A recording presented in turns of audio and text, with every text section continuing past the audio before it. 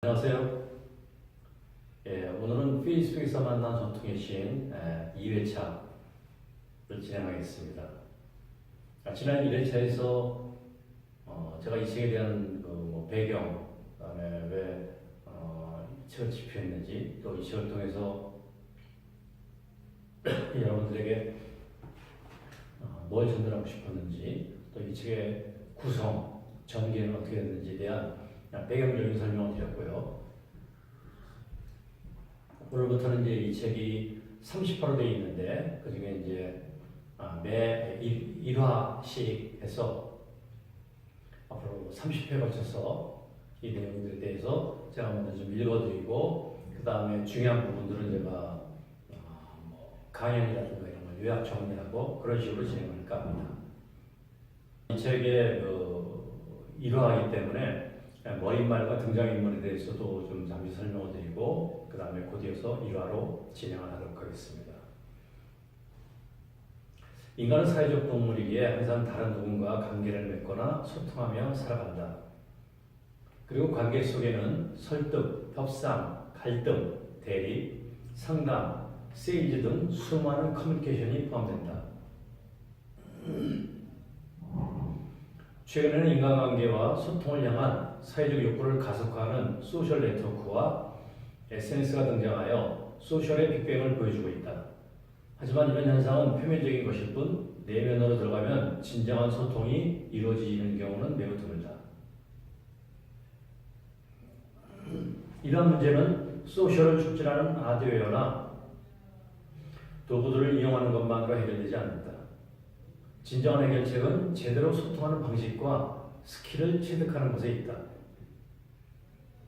이 책의 가장 큰 장점은 커뮤니케이션에서 필요한 것들을 이것저것 모아서 나열하거나 강조하는 방식으로 구성하지 않고 실생활을 배경으로 주요 등장인물들이 만들어가는 스토리 속에 관계와 소통에 관한 핵심 메시지가 녹아들어 있다는 것이다.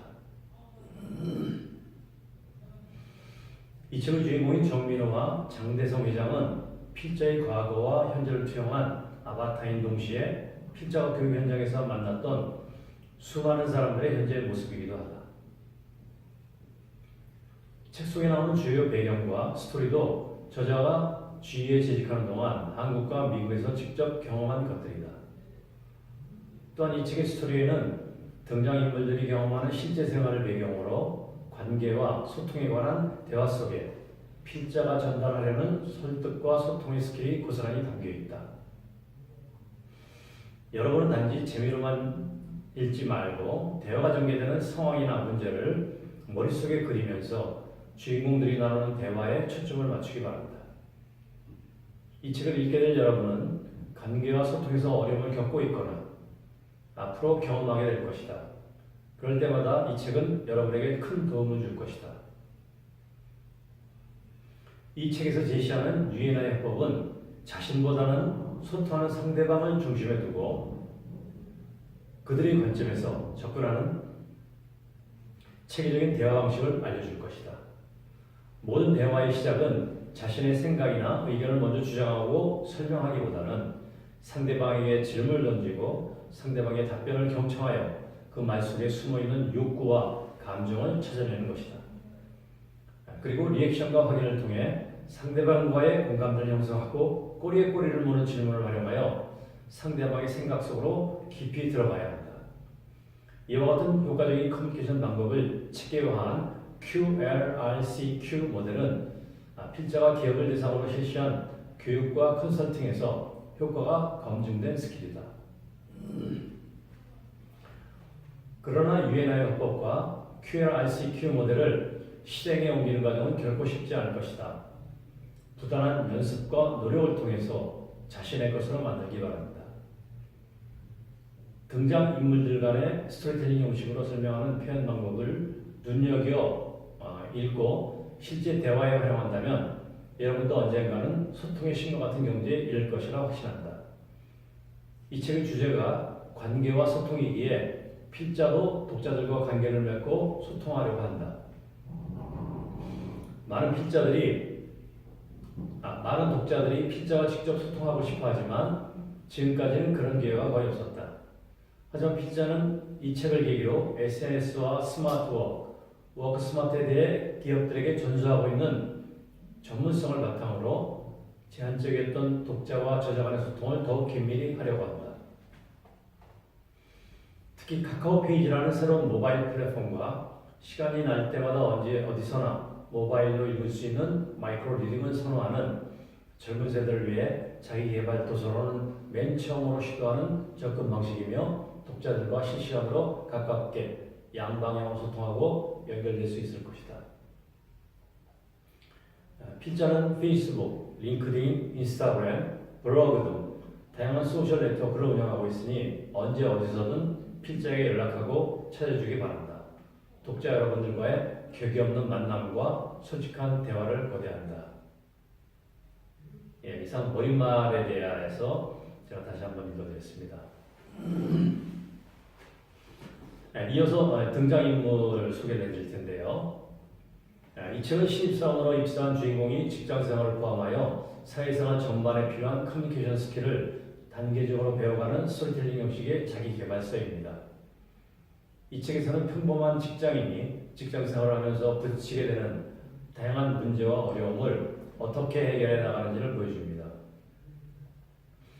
따라서 이 책을 읽고 나면 자신도 모르는 사이에 직장인으로서 갖추어야 할 커뮤니케이션 스킬을 얻게 될 것입니다.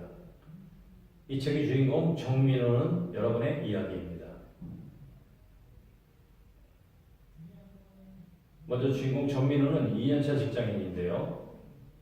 공과대학을 졸업한 후 MBA 과정을 마쳤고 더 넓은 세상을 경험하고 글로벌 비즈니스 리더가 되겠다는 꿈을 안고 자동차용 브레이크 제조를 하는 하이프릭션사의 개발팀에 입사하여 2년째 근무하고 있습니다. 성격은 매우 논리적이지만 자기중심적이고 성격도 급해서 깊이 생각하기보다는 행동이 앞서는 편입니다.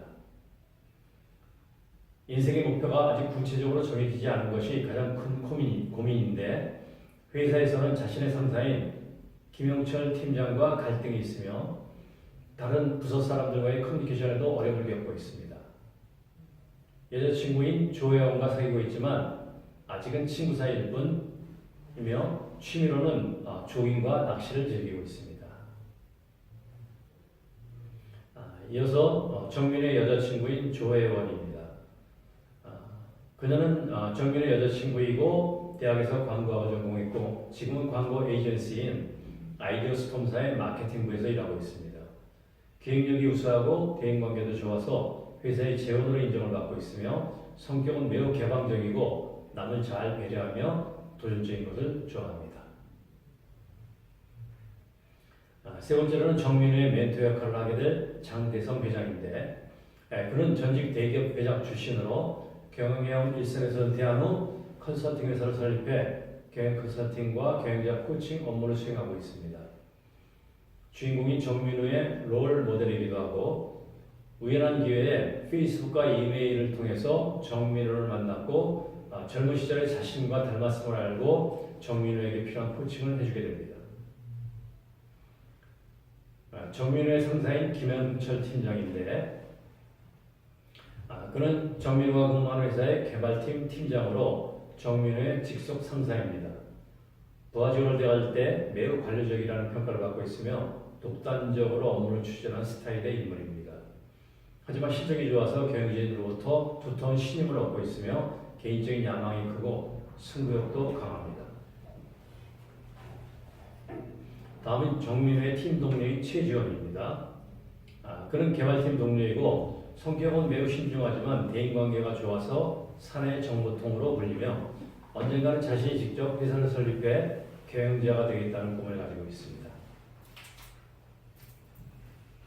마지막으로 중국 출신의 요리사인 왕따오인데 그는 중국 태생의 요리사로 젊은 나이에 요리사의 꿈을 안고 한국으로 건너와 학력과 배경도 없이 자수성가한 사람입니다. 어려서부터 요리에 특별한 재능이 있음을 발견한 후 현재까지 요리 외에는 해본 일이 없을 정도로 자기 일에 대한 자부심이 강하고 요리를 최고의 즐거움으로 여기며 일하고 있습니다. 이상 이 책에 등장하는 6명의 인물들에 대한 소개를 해드렸습니다. 1. 갑자기 찾아온 위기. 개발팀과 영업팀, 기획팀의 합동회의가 열리고 있는 회의실. 회의를 시작하고 2시간 지났지만 서로의 입장만 내세운 채 더 이상의 진전이 없는 상황에서 갑자기 구성이 터져나왔다. 지금도 제품 가격이 높아서 영업에 어려움을 겪고 있는데 신제품 가격을 더 올린다고요? 우리더러 영업을 하라는 겁니까? 말라는 겁니까? 영업팀을 대표해서 참가한 유한수 대리가 못마땅한 표정으로 언성을 높였다. 그러자 개발팀 대표로 참가한 정민호가 유한수 대리를 향해 단호하게 말했다. 저희가 조사한 바에 의하면 고객들은 고품질, 고성능 제품을 더 원하는 것으로 파악됐습니다. 그렇기 때문에 우리 입장에서는 소비자의 요구를 무시할 수 없습니다. 그러니까 영업팀에서 양보해 주셔야 합니다. 개발팀 대표로 참석한 정민호도 좀처럼 물러설 기색이 아니었다. 아니 이것은 양보할 사안이 아니라고 확신했다. 그만큼 개발팀의 미래가 걸린 일이었다. 특히 급한 일로 출장한다는 김영철 팀장을 대신해 참가한 자리였기 때문에 정민으로서는 공식적인 입장에서 대응하는 것이 최선이라고 생각했다. 양보하라는 정민우의 말이 끝나자마자 유한수 대리가 분통을 터뜨렸다. 양보하라고요? 이 문제가 양보한다고 해결될 문제인가요? 그러면 개발팀에서 직접 영업을 해보세요. 정민우도 얼굴을 붉히며 큰 소리로 받아쳤다. 우리더러 영업을 하라니요? 그건 우리 일이 아니지 않습니까? 우리는 개발팀이지 영업팀이 아닙니다. 정민우와 유한수 대리는 그동안 참을 만큼 참았다는 듯이 하고 싶은 말을 거침없이 주고받기 시작했다. 설계만 잘하면 원가 상승 없이도 제품 성능을 높일 수 있을 텐데 개발팀에서 일을 제대로 못했기 때문에 그런 거 아닌가요? 아니 우리가 일을 제대로 못했다니요? 왜 우리에게 책임을 넘기죠? 영업팀이 유능하면 어떤 제품이라도 잘 팔아야 하는 거 아닙니까? 자신들이 보는 걸 다른 팀에 넘기다니 이해할 수가 없습니다. 정민호는 그동안 쌓였던 응어리를 참지 못한 듯 거침없이 말했다. 뭐요? 무능이요? 우리더러 무능하다고 말했는데 그 말에 책임져야 할 겁니다. 이 문제는 절대로 그냥 넘어가지 않겠습니다. 반드시 상부에 보고해서 개발팀에 책임을 묻도록 할 테니 두고 봅시다. 말을 마친 유한수 대리는 더 이상 참지 않겠다는 듯이 테이블을 내리쳤다. 신제품 개발 완료 시점이 얼마 남지 않은 지금 서로가 협력해도 문제 해결이 쉽지 않은 상황에서 양쪽 부서 사람들은 서로를 탓하며 감정의 골은 더욱 깊어지고 말았다. 잠깐! 두 사람이 이런다고 해서 해결될 일이 아니니까 진정들 합시다. 어째서 우리는 합동회의만 하면 서로 다투고 상대방을 비난하는지 모르겠군요. 이런다고 해서 문제가 해결되나요? 누구의 잘못인지 가리려고 모인 자리가 아니지 않습니까? 보다 발전적인 해결책을 함께 찾는 것이 서로에게 좋은 것 아닌가요? 옆에서 두 사람의 언쟁을 지켜보던 기획팀 양태호 과장이 중재에 나섰다.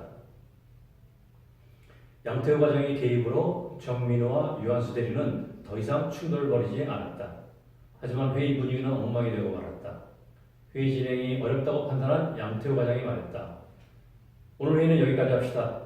각자 들어가서 회의 보고서를 작성해 주시고 며칠 후에 다시 모입시다. 그때는 두 사람 모두 지금과는 다른 모습을 보여주리라 기대하겠습니다. 회의를 마치고 자리로 돌아온 정민호는 영업팀에게 무능하다고 말한 것을 후회했다. 사실 그렇게 말하려는 게 아니었는데 흥분하다 보니 자신도 모르게 감정 섞인 말이 나오고 만 것이다. 하지만 이미 내뱉은 말을 다시 주워 담을 수도 없었다. 그렇다고 유한수 대리에게 사과를 하는 것도 자존심이 상했다. 고민하던 정민호는 회의 때 있었던 일은 더 이상 생각하지 않기로 마음먹었다. 어차피 지금은 팀장이 출장 중이므로 자신이 해결할 수 있는 문제가 아니라고 생각했던 것이다. 그로부터 이틀 후 팀장이 출근하는 날, 정민호는 부품개발 업체와의 회의에 참석하느라 오후에 사무실로 들어갔다. 마침 자리에 앉아있던 김영철 팀장과 정민호의 시선이 마주쳤다. 정민호는 팀장을 향해 인사를 했지만 상기된 표정의 팀장은 정민호의 인사를 받지도 않았다. 자리에서 일어난 김영철 팀장이 정민호에게 말했다. 자네에게 할 말이 있는데 잠깐 회의실로 오겠나? 순간 정민호는 불안한 마음이 들었지만 내색하지 않고 팀장을 따라 회의실로 향했다. 회의실에 들어서자마자 김영철 팀장은 언성을 높이며 다그치듯이 정민욱에게 물었다. 나를 대신해서 합동회의에 참석하라고 했더니 그 자리에서 무슨 일이 있었던 거지?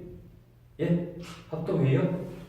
정민우가 예상 밖의 이 친구의 당황한 표정으로 얼버무리자 김영철 팀장이 흥분한 표정으로 따지듯이 말했다. 그래, 자네가 내 대신 참석했던 합동회의 말이야. 도대체 자네가 무슨 말을 어떻게 했길래 부사장님의 불력이 떨어진 건지 묻는 거야. 부사장님이요? 그제야 정민우는 며칠 전 합동회의에서 영업팀 유한수 대리가 했던 말이 부사장 귀에 들어갔다는 것을 알아챘다. 영업팀을 비난했던 정민우의 발언이 영업팀을 관리하는 부사장을 자극했고 그 말이 자신을 겨냥한 것으로 생각한 부사장이 김영철 팀장을 불러 질책했던 것이다. 부사장은 팀장이 직원들 관리를 어떻게 하길래 그런 소리가 나오냐며 김영철 팀장을 나무랐고 자세한 내용을 모르는 김영철 팀장은 출장에서 돌아오자마자 황당한 상황을 맞이한 셈이었다.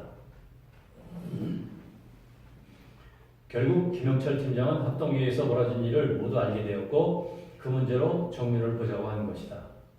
게다가 최근에 정민우가 팀장인 자신의 생각과 다르게 독단적으로 업무를 처리하는 것에 불만이 있어 왔는데 이런 일까지 터진 것이다. 그런데 더 중요한 문제는 부사장이 임원 인사에도 관여하기 때문에 임원 승진을 목표로 하는 김영철 팀장에게는 부사장의 분노가 예사로운 일이 아니었다. 자칫 잘못하다가는 이번 연말 인사에서 자신의 승진에 악영향을 줄 수도 있다는 문제입니다. 그것도 자신의 무능이나 잘못이 아니고 팀원 때문에 그렇게 되는 것을 방관할 수는 없었다. 결국 불만이 폭발한 김영철 팀장은 정민우에게 마지막 경고를 하기로 했다. 그동안 자네를 유심히 살펴보고 있었는데 팀장으로서 자네를 용하는데 한계가 있다는 생각이 드는군.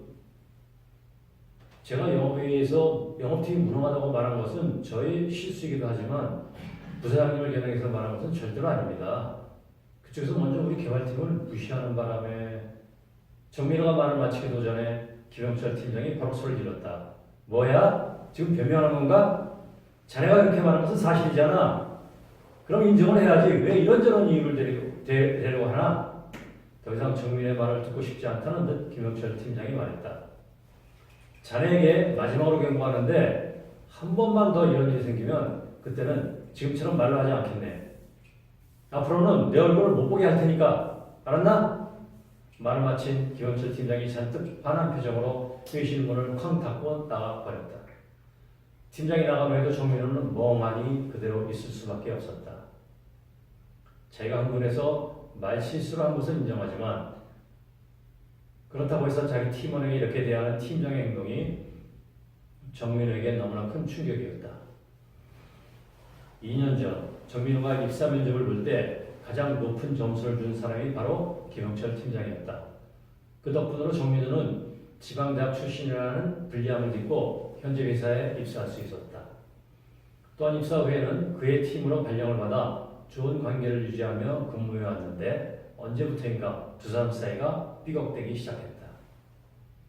하지만 정민우는 왜 그런 문제가 생겼고 그 문제를 어떻게 해결해야 하는지를 몰라서 고민하는 상황이었다. 그런데 오늘과 같은 최악의 상태가 벌어졌고 결국 팀장으로부터 최후 통첩을 받은 것이다. 그날 이후 충격을 받은 정민우는 회사에 남느냐 떠나느냐의 갈림길에서 고민하기 시작했다. 팀장과의 관계 개선이 불가능하다면 이 회사를 떠나야 해. 이직해서 새롭게 시작하는 거야. 아니야. 입사 2년차에 불과한 현 시점에서 이직은 내 경력에 도움이 되지 않아. 업계 최고 기업인 이 회사를 떠나는 것도 그렇고 지방대학을 나온 아들이 서울에 있는 큰 회사에 취직했다고 좋아하시는 부모님께는 뭐라고 말씀드리지? 정민우는 이런저런 마음의 부담과 고민을 하는 채 몇 주를 보냈다. 또한 김영철 팀장을 비롯해서 다른 팀원들과도 부딪히지 않기 위해 서로 감정을 조절했고 예민하게 반응하는 행동도 최대한 자제했다. 예, 지금까지 1화에 대한 내용을 제가 소개해드렸는데요. 1화는 이제 이 전체 스토리의 전개의 이제 도입부가 되겠죠. 주인공인 정민우가 회사 입사해서 그동안 잘 지내다가 최근에 한 타 부서와의 공동 회의에 참여하면서 본의 아니게 자기 감정을 표현하고 그것으로 인해서 상대방에게 갈등을 야기했고 서로의 감정을 상하게 하는 그런 발언을 함으로써 그것이 사회적으로 굉장히 큰 파장을 일으키는 계기를 만들었습니다. 특히 정민우의 상사인 김영철 팀장이 임원 승진을 앞두고 있는 그런 고참 부장 팀장인데 이번 일이 그 인사에 관여를 하고 있는 세일즈 파트 부사장의 그 기분도 상하게 했고 그로 인해서 본인의 금년도 임원 승진에 굉장히 큰 악영향을 미칠 것 같은 그런 불안감 때문에 정민우와 갈등이 증폭되는 그런 상황이었습니다. 여러분도 아마 회사 생활 하시면서 경험하시겠지만 사람들이 회사를 떠나는 이유가 굉장히 여러 가지인데요. 회사를 떠날 때 보통 그 직장 상사들과 경영진에서는 그 당사자와 보통 미팅을 하죠. 그러면서 떠나는 이유에 대해서 묻습니다. 그러면 떠나는 사람들은 대개 이런 식으로 표현하죠. 더 좋은 기회가 있어서 다른 회사로 옮긴다. 내지는 가장 좋은 건 급여 조건이 워낙 좋아서 그 회사로 옮길 수밖에 없다. 뭐 이런 얘기를 하면 사실 현재의 직장의 경영진이나 상사도 잡을 만한 그런 이유를 댈 수가 없죠. 어렵죠. 왜? 급여 조건이나 연봉이 높아서 간다는데 그걸 찾기가 쉽지가 않습니다. 그런데 그렇게 연봉이나 급여 조건 때문에 이직한다는 그 이유는 사실이 아닌 걸로 사실 밝혀졌어요. 사람들이 회사를 그만두고 다른 직장으로 옮기는 가장 큰 이유는 사실은 상사와의 갈등 때문입니다.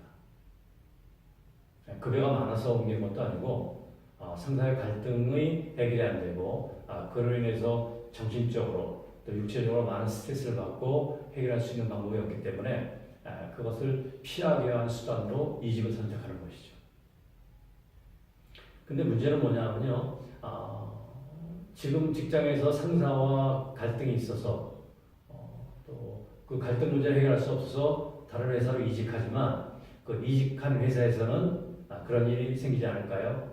여러분도 경험해 보셨겠지만 그보다 더한 상사를 만나게 됩니다. 그래서 이직을 후회하게 되죠.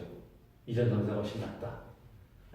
하지만 어느 회사, 어느 조직에 근무하건 다른 사람들, 특히 상사와의 갈등은 이건 필연적으로 생길 수밖에 없는 상황입니다. 우리 인간들이 사는 세상에서는 갈등 구조, 그다음에 불화 이건 있을 수밖에 없어요. 왜냐하면 여러분이 사랑하는 가족과도 갈등과 불화가 있는데 그것이 당연한데 서로 남남인 상사와 갈등과 불화가 없다? 이건 있을 수가 없죠. 여러분이 살아가는 이 세상 어디에서든 그런 문제는 다 있습니다. 그러면 그런 문제를 만날 때마다 계속 이직을 해야 될까요? 끝도 없죠. 하지만 이것들을 해결할 수 있는 방법을 찾고 그 방법을 찾아서 여러분이 해결할 수 있다 그러면 여러분은 더 이상 상사나 다른 사람과의 갈등 때문에 지금의 직장을 이직하는 그러한 우를 범하지는 않을 것입니다. 그래서 이 책의 뒤로 가면서 여러분과 비슷한 이런 정민우가 이런 갈등과 대립, 이런 문제점들을 어떻게 해결해 나가고 그리고 좋은 멘토를 만나서 그 멘토의 가르침을 통해서 이런 문제들을 하나하나 원인 파악을 하고 본인의 문제점을 발견해서 보완하고 고치고 해결하는 그런 과정이 이제 뒤에서 계속해서 이어집니다.